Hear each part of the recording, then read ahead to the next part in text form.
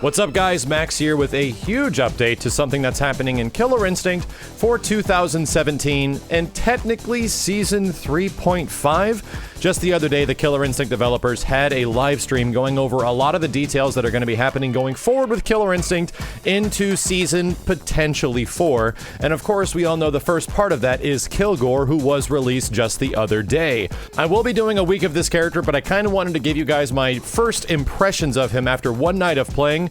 Kilgore, while his design does feel really similar to Fulgore's, he essentially has a different head, different coat of paint, as well as chain gun arms. He plays dramatically different. So much so that you absolutely have to erase Fulgore from your brain if you do plan on playing this character. He is not the easiest to use as well. His main fundamental aspect is the fact that he's a keep-away zoner character most of the time, and then he goes into an overheat status where he loses a lot of his keep-away, but does a lot more damage. This trade-off is really important to the player to identify because many things like combos and damage potential changes dramatically when you're overheating to when you're not overheating.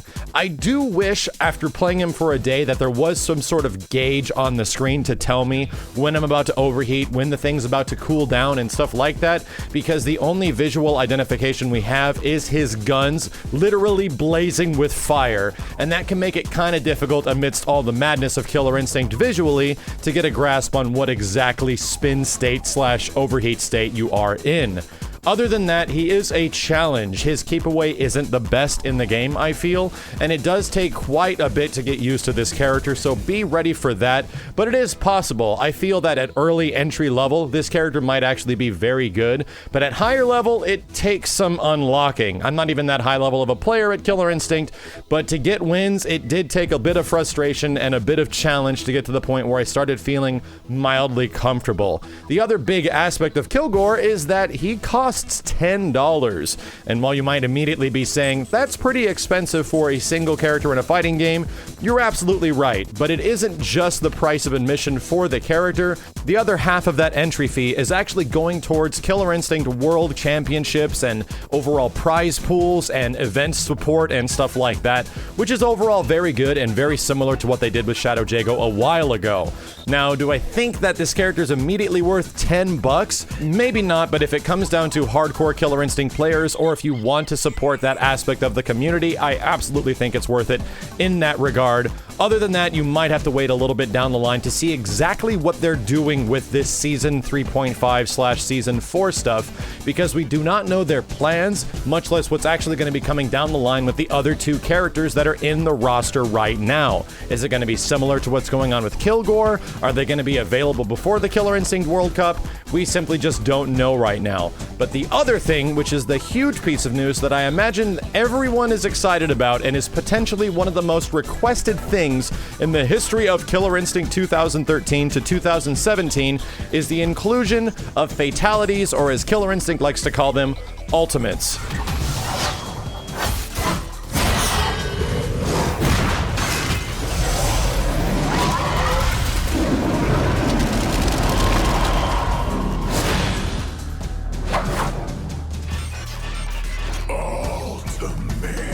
We have seen Ultimates in the game already in the form of Shadow Jago, and when Shadow Jago became playable, you actually got access to an Ultimate if you achieved a Supreme Victory. That means you did not lose a round while playing a match. The Ultimate would become available, acting very similar to an Ultra, and you could finish off the opponent only if the preconditions were correct.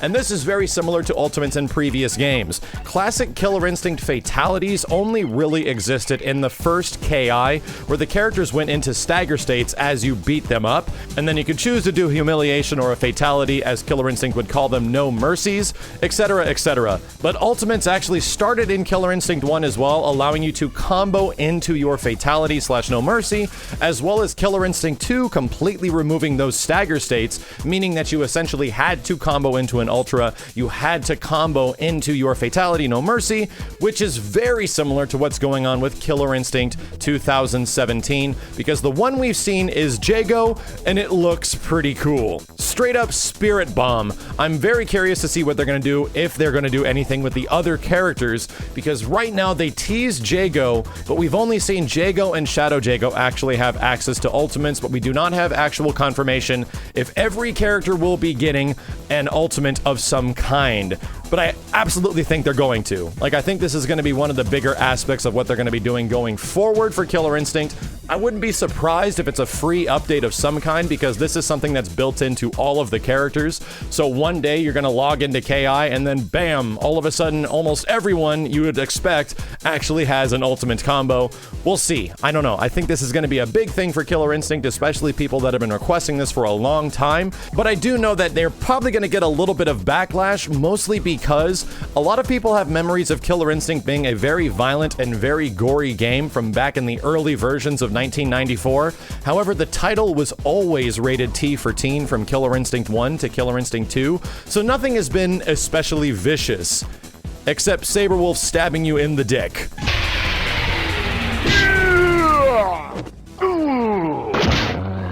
That's pretty bad. Nothing was ever really violent in KI in terms of dismemberment or beheading characters similar to Mortal Kombat.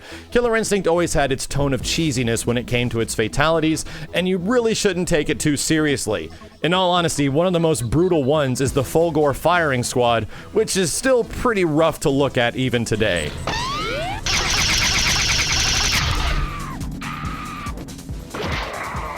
I do think they can get pretty creative with this. They probably want to match the intensity of the previous ultimates and no mercies you would see in the older Killer Instincts, but are we going to see dismemberment and beheading and things that a lot of people are expecting to be in KI? No. It's been rated T for teen literally forever. Do not expect that kind of stuff. Imagine characters probably to get destroyed in some way. Hell, we already see that within several stage fatalities, and I think we're going to get something very similar moving forward with the ultimates if all the characters do get them in KI. Either way, I'm excited about it. I like things adding character to the characters, and I like seeing the characters in Killer Instinct just doing more and really cool stuff. I'm excited to see what they do with every character, and I'm excited to see what is going to happen beyond these three characters, with the first one being Kilgore. What are the plans? Are we getting a true Season 4, or is this kind of an in-between situation that we were expecting, where we might get a few shadow characters and some costumes and some updates, and that's about it? Either way, when that news does come around, I will let you guys know as soon as possible. Thank you dudes a ton for watching. My name is Max, and I'll see you next time.